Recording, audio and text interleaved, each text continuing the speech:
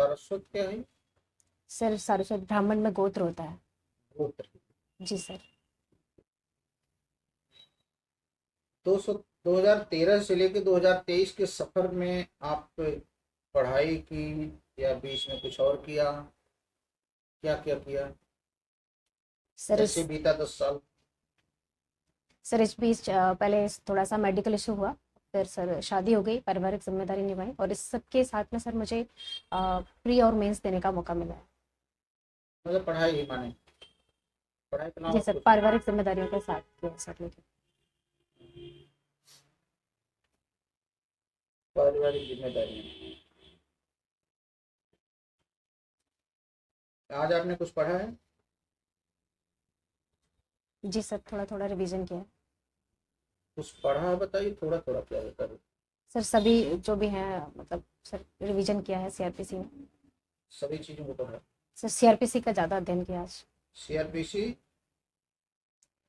में अपराधों को संज्ञान करने के लिए कोई लिमिटेशन पीरियड दिया गया है? जी सर। लिमिटेशन पीरियड मतलब उस समय के बाद संज्ञान नहीं होगा, वो बताइए क्या है?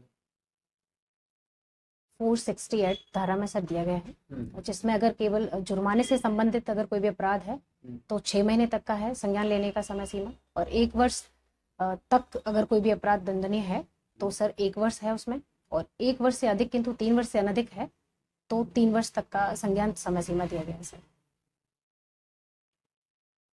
और उससे अधिक दंडन से जो भी दंडनीय अपराध है सर, उसमें कोई समय सीमा नहीं दी गई है। यानी हत्या अपराध है, मानव वध है, रेप है, ये अपराध 100 साल बाद भी चल सकते हैं? जी सर, उसमें कोई समय सीमा नहीं दी गई है।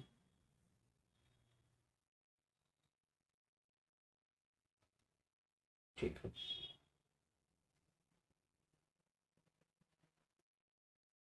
अगर किसी न्यायालय में आपने कोई केस क्रिमिनल दायर किया,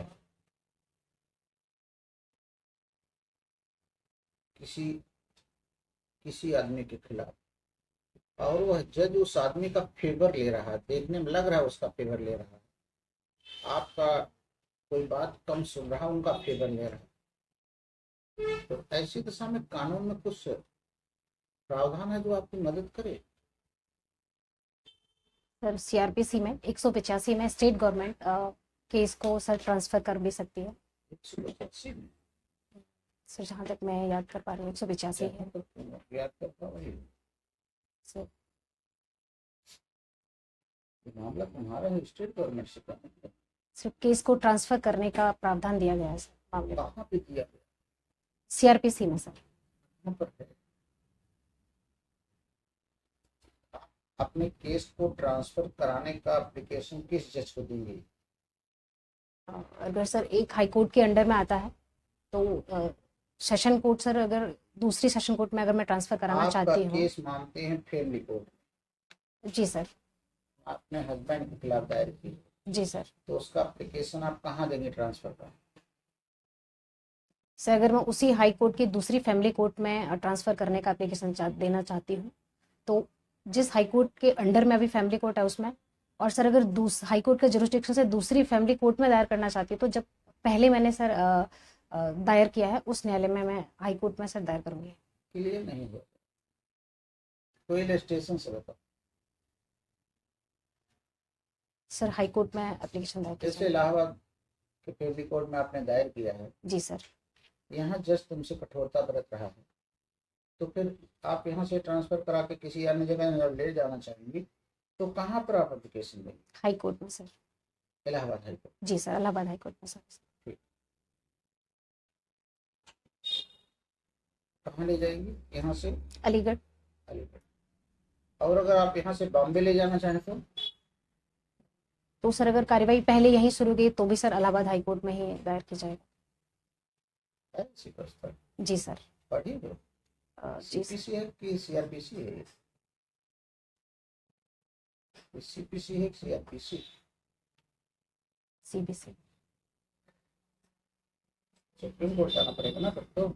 जी सर, तब सुप्रीम कोर्ट जाना पड़ेगा सर, सॉरी सर। 406 सीआरपीसी।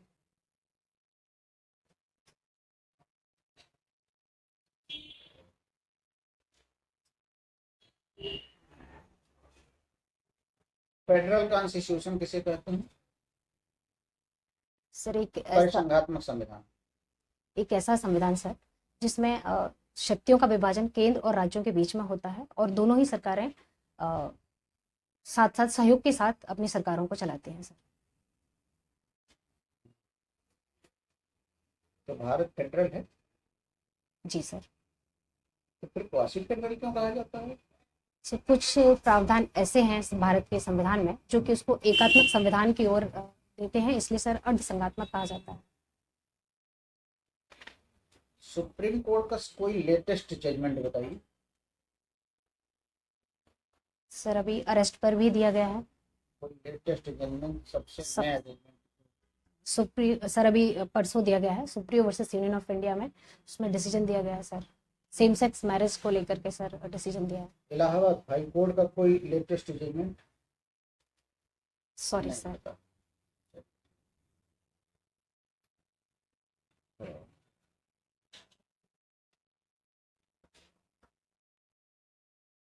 साक्ष्यविधि की धारा 17 में स्वीकृत की परिभाषा दी थी और संस्वीकृत कहाँ दी गई है?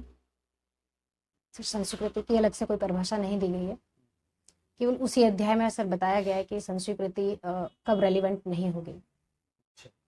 तो कैसे स्वीकृत की परिभाषा, कैसे संस्वीकृत की परिभाषा बनेगी फिर? क्या है बताइए। जब जिस व्यक्ति पर अपराध का आरोप होता है वो अपने आपराधिक दायित्व को स्वीकार करता है सर, उसको संस्वीकृति कहा जाता है। ये sir justice sorry sir Stephen महोदय ने भी डेफिनेशन दिया है सर। सर जैसे ए पर हत्या का आरोप है और ए मजिस्ट्रेट के समक्ष स्वयं उपस्थित होकर के कहता है कि मैंने हत्या की है, तो ये सर कन्फेशन है।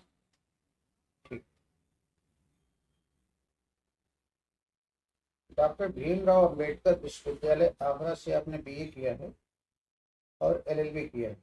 जी सर। दोनों वहीं से? जी सर। अनुच्छेद 21 में लिबर्टी है, अनुच्छेद 19 में फ्रीडम, दोनों है सही सही? जी सर।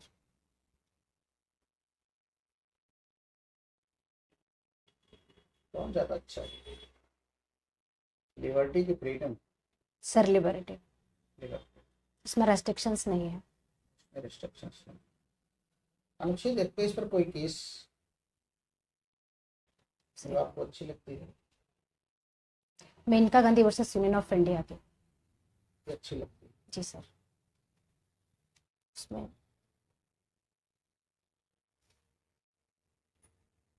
हर लड़के लड़की को अपने पसंद से शादी करने का अधिकार,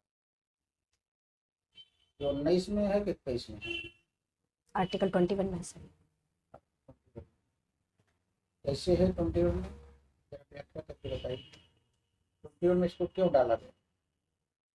सर ये लाइफ से जुड़ा है, पर्सनल लाइफ एंड लिबर्टी से जुड़ा हुआ है, और किसी को शादी करने का जो अधिकार है या नहीं है सर, ये भी एक जीवन से जुड़ा हुआ है, तो इसलिए सर आर्टिकल 21 में इसको लगाया गया। दैहिक स्वतंत्रता से जुड़ा हुआ है सर, इसलिए इसको आर्टिकल 21 ना। जी सर। हमारी देह किसके साथ रहेगी, किसके साथ कार्टून बैठेगी, ये दैहिक स्वतंत्रता है सर। ये हम ही बताएंगे। जी सर। इसमें जो पर्सनल लिबर्टी है वही भी है। डायरेक्ट शूट करो। भारतीय संविधान के आर्टिकल 12 में राज्य की परिभाषा दी गई है। जी सर। राज्य की परिभाषा में तीसरे और चौथे खंड पे स्थानीय प्राधिकारी और अन्य प्राधिकारी लिखा है। जी सर। लिखा? जी सर। भारतीय संविधान में हमें बताइए कहाँ पर स्थानीय प्राधिकारी अन्य प्राधिकारियों का कोई उदाहरण बताइए भारतीय संविधान में। स्थानीय प्राधिकारी में सर नगर पालिका है और सर पंचायत है और सहकारी कोऑपरेटिव सोसाइटी। जी ये सर। तीनों किस चैप्टर में है भारतीय संविधान? अध्याय सर भाग याद है, अध्याय याद है। वही भाग सर भाग 9 में पंचायतों के बारे में प्रावधान दिया गया है, भाग 9A में नगर पालिका के बारे में दिया गया है, भाग 9B में सहकारी सोसाइटी के बारे में दिया गया है। तो हमारा इंटरव्यू। चलिए आगे बढ़े। 22(1) और 22(2) में क्या फर्क? आर्टिकल 22(1), 22(2)। सर आर्टिकल 21 में किसी भी व्यक्ति को जब गिरफ्तार किया जाता है उसके संबंध में प्रावधान दिया गया है, जबकि आर्टिकल 22 के सब क्लॉज 2 में निवारक निरोध विधि के अधीन जब गिरफ्तार किया जाता है उसके बारे में प्रावधान दिया गया है सर।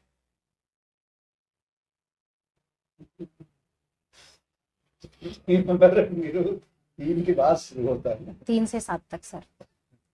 2 में कहाँ ले चलिए। सर याद आया, सॉरी सर, मैं अभी इसको याद नहीं कर पा रही हूँ। मान जी का अनुसरण कर लो। सॉरी तारीफ सर। कर दी, गड़बड़ा गया। नहीं सर, तारीफ नहीं सर, वो मुझे तुरंत याद हो गया था, सॉरी सर, मेरी गलती है सर। जी ने राम जी से यही वरदान मांगा, जब लंका श्लोक पे आए तो भगवान की चारों पर गिरे और वहां अपनी इन्वेस्टिगेशन रिपोर्ट 173 तो दिए, तो राम ने इनके सर को सकलाना शुरू किया।